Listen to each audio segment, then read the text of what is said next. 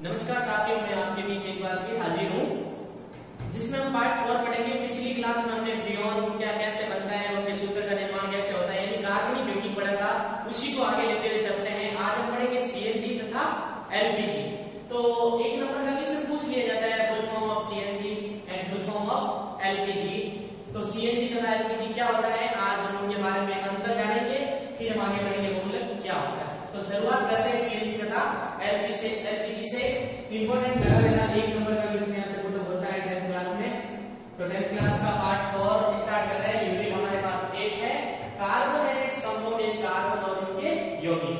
तो हम स्टार्ट करें सीएनजी तथा एलपीजी। तो शुरू करते हैं सीएनजी से। सीएनजी यानी कंप्रेस्ड नेचुरल गैस, हिंदी में देखा जाए तो संपीड़ित प्राकृतिक गैस। ये कैसे प्राप्त होती है? जब पेट्रोलियम का खनन किया जाता है तो एक परत के रूप में गैस पाई जाती है और इन्हें उच्च ताप पर प्राप्त किया जाता है, इसीलिए इसे संपीड़ित प्राकृतिक गैस कहते हैं। और कॉम्पिटिटिव एग्जाम में यहां से पूछा जाता है, इसका मुख्य घटक कौन है? मेथेन, या जिसे आप कह सकते हो गोबर गैस, दलदली गैस। कॉम्पिटिटिव एग्जाम में पूछ लिया जाता है कि धान के खेतों में काम करने वाली महिलाओं का बेहोश होना, तो वहां पे कौन सी गैस होती है? मेथेन। कुएं, दलदली क्षेत्र, सीवरेज लाइन, आपने न्यूज़पेपर में भी पढ़ा होगा, सीवरेज लाइन में काम करने वाले व्यक्ति की मृत्यु, तो वहां पर भी कौन सी गैस है? Methane gas. ये दलदली क्षेत्र में पाई जाती है, इसलिए दलदली गैस भी कहते हैं। क्या कहते हैं? दलदली गैस, या आप इसे कह सकते हो गोबर गैस। बायोगैस का मुख्य घटक तो भी मीथेन होगा, धान के खेतों में तो भी मीथेन होगा, कुएं में या कोयले के खानों में विस्फोट किसके कारण? तो मीथेन के कारण। सीएनजी गैस एलपीजी की तुलना में हल्की होती है, यानी हल्की कौन सी गैस होती है? सीएनजी होती है, इसकी तुलना में एलपीजी की तुलना में। अतः ये गैस उच्च ताप पर, ये चीज याद रखनी, सीएनजी कहां प्राप्त होती है, कौन सी प्राप्त होती है? ताप क्या होना चाहिए? उच्च ताप पर। और सीएनजी का उपयोग ईंधन के रूप में किया जाता है गाड़ी वगैरह। तो अब पढ़ते हैं एलपीजी। एलपीजी की फुल फॉर्म क्या है? लिक्विफाइड पेट्रोलियम गैस, यानी द्रवित पेट्रोलियम गैस। पूछ लिया जाए इस गैस का मुख्य घटक कौन है? प्रोपेन तथा ब्यूटेन और अन्य हाइड्रोकार्बन भी हो सकते हैं, जो हम अगला टॉपिक यही पढ़ेंगे, हाइड्रोकार्बन क्या होता है। तो इसका मुख्य घटक ब्यूटेन क्या होता है, हम पढ़ेंगे हाइड्रोकार्बन में। ब्यूटेन तथा प्रोपेन होता है, और सीएनजी का पूछते हैं तो मेथेन। इसे क्या कहते हैं? रसोई में उपयोग ली जाने वाली गैस, इसीलिए इसे क्या कहते हैं? रसोई गैस भी कहते हैं। और ये वायुमंडल में भारी होती है, किसकी तुलना में? सीएनजी की तुलना में। इसीलिए क्या होती है? हानिकारक होती है। क्यों होती है हानिकारक? सीएनजी हल्की गैस होती है, इस कारण वायुमंडल में ऊपर उठ जाती है, जबकि घरों वाली गैस एलपीजी भारी होने के कारण परत का निर्माण कर देती है पर, इसीलिए सीएनजी की तुलना में एलपीजी हानिकारक है। एग्जाम में क्वेश्चन पूछ लिया जाता है, सीएनजी की तुलना में एलपीजी हानिकारक है, क्यों? तो ये आपको रीजन देना है। ये उच्च ताप पर प्राप्त होती है, हल्की होती है, जबकि ये उच्च दाब, इसके लिए क्या होगा?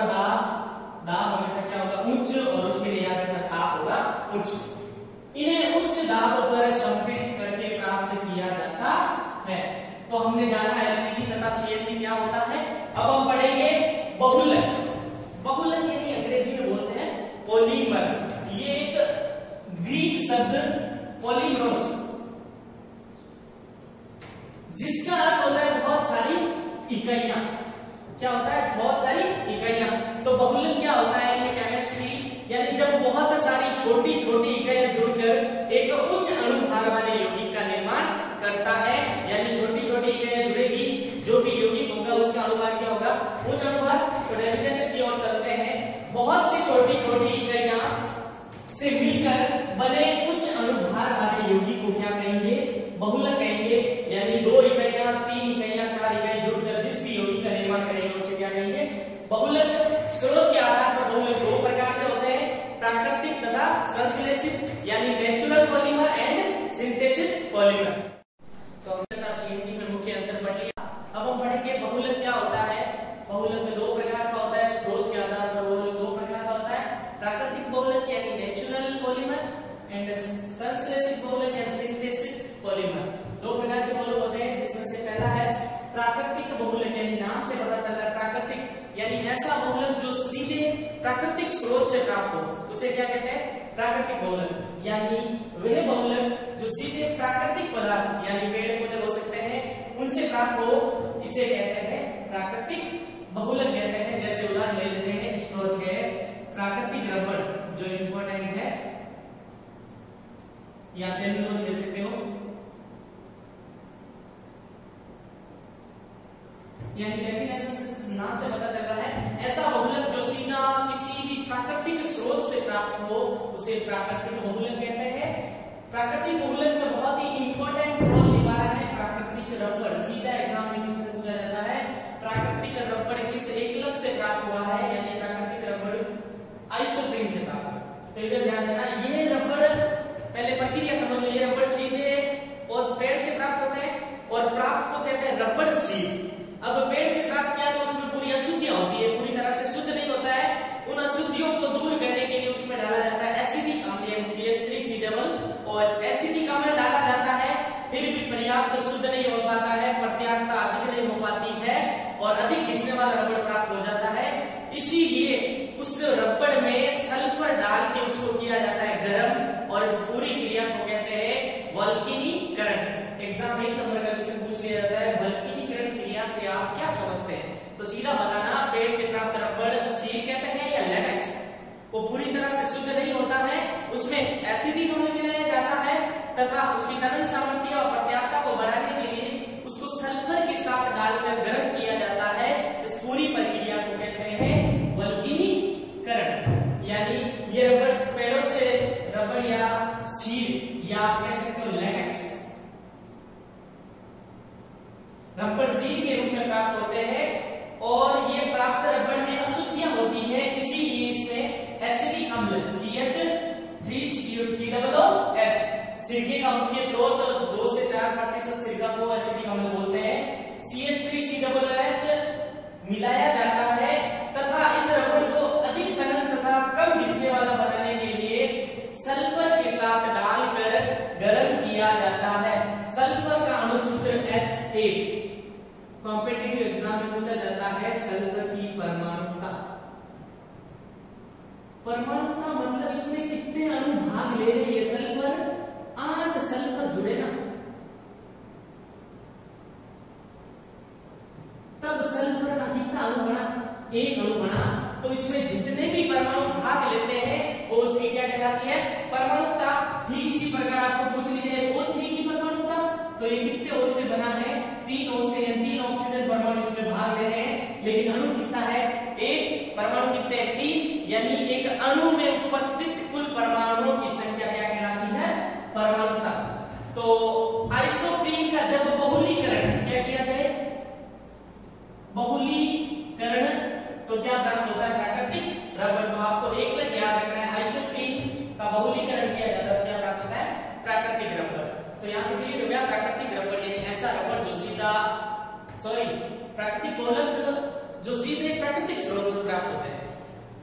अब बात आती है संश्लेषित या सिंथेसिस यानी कृत्रिम। नाम से पता चला कृत्रिम यानी मानव द्वारा नहीं, यानी ऐसा बहुलक जो किसी कृत्रिम विधियों से प्राप्त किया जाता है उसे ये संश्लेषित बहुलक या कृत्रिम बहुलक कहते हैं। वे बहुलक जो कृत्रिम विधियों द्वारा संश्लेषित किया जाता है जैसे PVC, नायलॉन 66, पॉलीथीन। तो इसमें से हम एक एक करके पढ़ेंगे। पहले पढ़ते हैं नायलॉन 66 जो इंपॉर्टेंट है। नायलॉन 66 किन इकाइयों से बना है? सीधा एग्जाम में पूछ सकता है किन एकलक इकाइयों से बना है?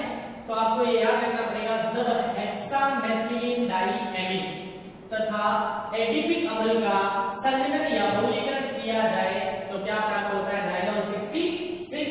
इनका उपयोग मशीनों के घेर में, बरसाती छातों में आदि में किया जाता है। इसकी रिएक्शन हम आगे पढ़ेंगे। हेक्सामेथिलीन डाइएमीन प्लस एडिपिक अम्ल इसका किया जाता है पॉलीमराइजेशन यानी बहुलीकरण। अब इसकी रिएक्शन हम अभी पढ़ेंगे।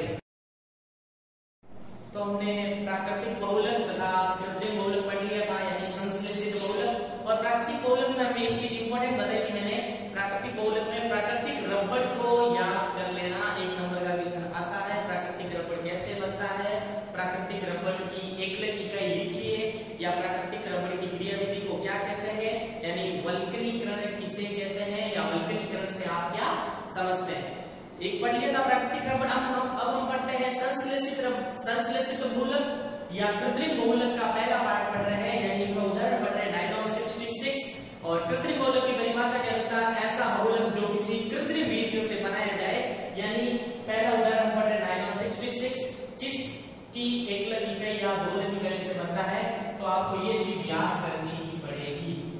हेक्सामेथिलीन डाइएमीन तथा एडिपिक अम्ल, जब इन दोनों की बहुत सारी इकाइयां जुड़कर एक उच्च अणुभार वाले यौगिक का निर्माण किसकी क्रियाविधि द्वारा, बहुलकीकरण द्वारा किया जाए, तो जो भी राशि प्राप्त होगी, यानी ये वाली वैल्यू, ये क्या कहलाएगा, नायलॉन 66।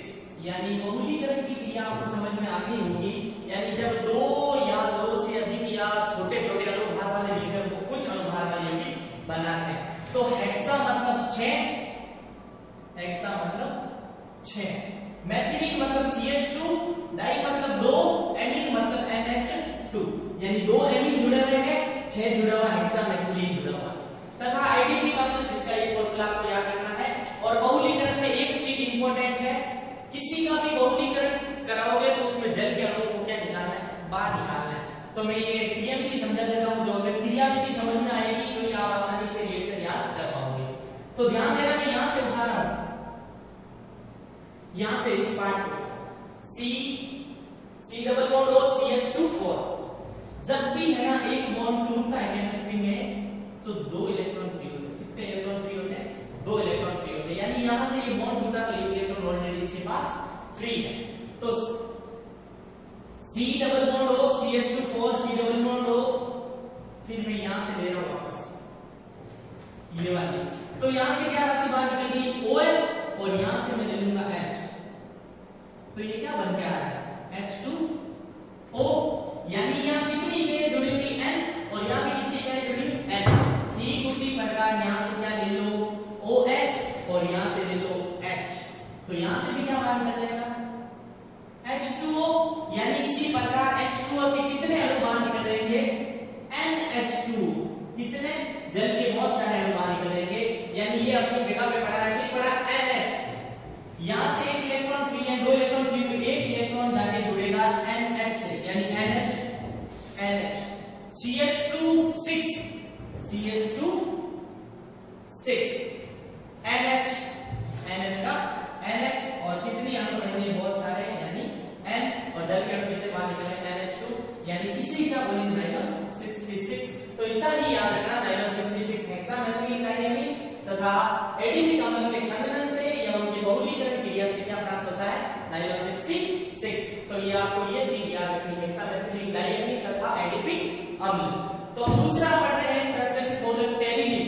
इस प्रकार का बहुलक एथिलीन ग्लाइकोल, ये चीज भी याद करनी पड़ेगी आपको, एथिलीन ग्लाइकोल का फॉर्मूला तथा टरफेलिक अम्ल का फॉर्मूला, इन दो चीजों का संघनन, यानी दो चीजों को मिलाकर इसका बहुलीकरण किया जाए तो क्या प्राप्त होगा, टेरिलीन, यानी एथिलीन ग्लाइकोल प्लस टरफेलिक अम्ल गिव्स अस टेरिलीन, यानी इन दोनों का क्या करवाया जाए, बहुलकीकरण या बहुलीकरण, तो हमें क्या प्राप्त होगा, टेरिलीन।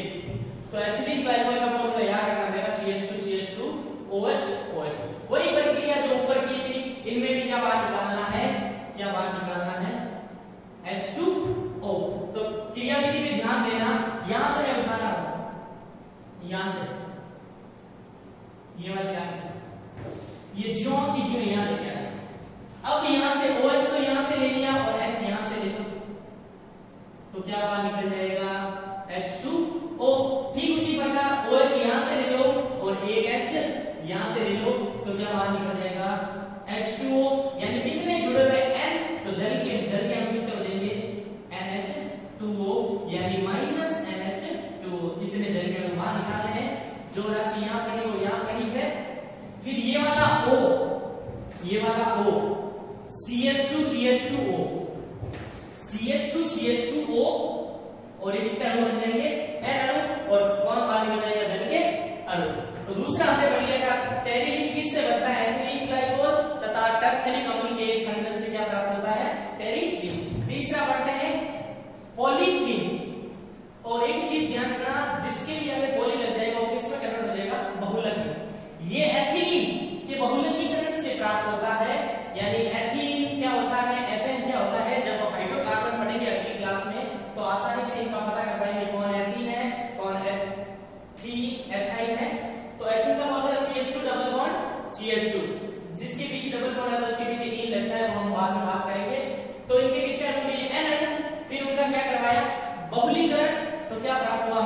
Poly ethene. और एक चीज बताई थी, एथीन है तो उसका बहुलीकरण करोगे तो आगे क्या लग जाएगा, पॉली एथीन। तो इस प्रकार हमने तीन जो मोस्ट एग्जांपल थे पढ़ लिए थे। बाकी आप बुक का उपयोग करके साथ पढ़े, बुक भी पढ़े।